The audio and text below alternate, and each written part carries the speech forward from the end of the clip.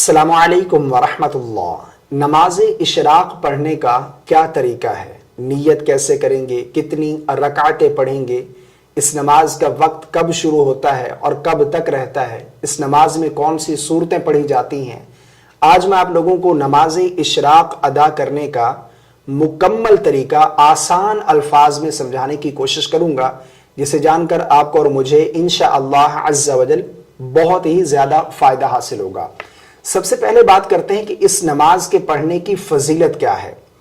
دیکھیں، کتب احادیث میں اس حوالے سے کئی ایک احادیث موجود ہیں، جس طرح کہ ایک حدیث پاک کا مفہوم ہے، رسول اللہ صلی اللہ علیہ وسلم نے ارشاد فرمایا کہ جو بندہ فجر کی نماز پڑھنے کے بعد اسی جگہ بیٹھا رہا، ذکر و اذکار تسبیحات کرتا رہا اور سورج نکلنے کے بعد اس نے 2 رکعتیں ادا کی، اللہ رب العالمین اس بندے کو ایک مقبول حج اور ایک مقبول عمرے کا ثواب عطا فرماتا ہے۔ اتنی بڑی فضیلت والی نماز ہے، یعنی جو بندہ، جو خوش نصیب یہ نماز ادا کرتا ہے، اسے اللہ کی طرف سے ایک مقبول حج اور ایک مقبول عمرے کا ثواب حاصل ہوتا ہے۔ تو یہ نماز ہمیں ادا کرنی چاہیے اور اس نماز کو ادا کرنے کی ہمیں عادت بنانی چاہیے، کیونکہ یہ بڑی فضیلت والی نماز ہے۔ جو لوگ پڑھتے ہیں وہ بہت ہی خوش نصیب ہیں۔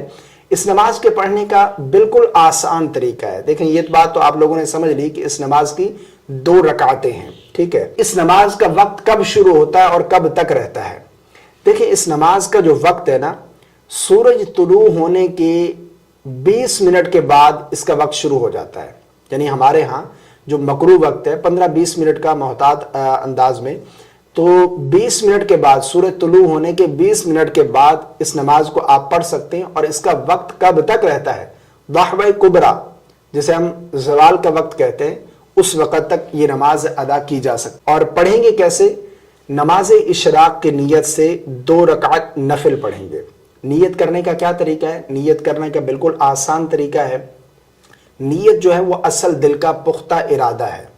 نیت کی میں نے 2 رکعت صلاۃ الاشراق کی، واسطے اللہ تبارک و تعالیٰ کے منہ میں کعبہ شریف کے، یعنی اصل نیت جو ہے وہ دل کا پختہ ارادہ ہے۔ آپ دل میں بھی یہ نیت کر سکتے ہیں، اسی طرح زبان سے الفاظ ادا کر کے نیت کرنا چاہیں تو یہ مستحب ہے۔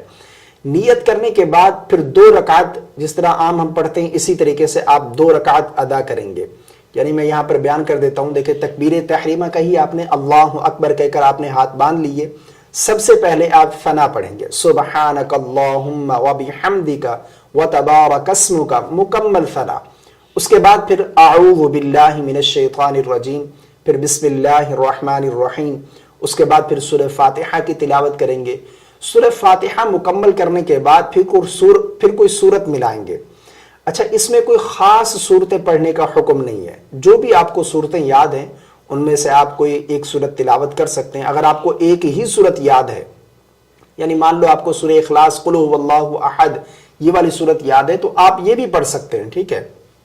سورہ فاتحہ کے بعد آپ صورت ملائیں گے اور اس کے بعد پھر رکوع کریں گے، رکوع کی تسبیحات، پھر رکوع سے کھڑے ہوں گے، پھر دونوں سجدے کریں گے، 1 رکعت کمپلیٹ ہو گئی۔ اسی طرح اب جب دوسری رکعت میں کھڑے ہوں گے تو سب سے پہلے آپ بسم اللہ پڑھیں گے۔ بسم اللہ پڑھنے کے بعد پھر آپ سورہ فاتحہ کی تلاوت کریں گے، پھر کوئی سورت ملائیں گے۔ ہاں، اتنی بات ضرور ہے کہ جو آپ نے اگر الگ الگ صورتیں تلاوت کر رہے ہیں تو پھر آپ ترتیب جو ہے یہ دیکھیں گے۔ جو پہلی رکعت میں آپ نے سورت تلاوت کی ہے، دوسری رکعت میں اس سے اگلی سورت تلاوت کریں گے، ٹھیک ہے۔ مان لو پہلی رکعت میں آپ نے سورہ فلق، قل اعوذ برب الفلق پڑھی ہے، تو دوسری رکعت میں سورۃ الناس، قل اعوذ برب الناس، یہ والی سورت پڑھیں گے، یعنی ترتیب کے ساتھ۔ اس کے بعد پھر رکوع کریں گے، رکوع کی تسبیح، پھر رکوع سے کھڑے ہوں گے، سمع اللہ لمن حمدہ، ربنا لک الحمد، پھر سجدہ کریں گے، پھر دوسرا سجدہ، پھر قعدہ بیٹھیں گے، تشہد، درود اور دعا پڑھ کر دائیں بائیں سلام پھیر دیں گے۔ مجھے امید ہے آپ کو میری باتیں سمجھ آ گئی ہوں گی۔ اس کلپ کو صدقہ جاریہ کی نیت سے شیئر ضرور کر دیجیے گا۔ ویڈیو پسند آنے کی صورت میں لائک کرنا مت بھولیے گا۔ مجھے اپنی خاص دعاؤں میں یاد رکھیے گا۔ السلام علیکم ورحمۃ اللہ۔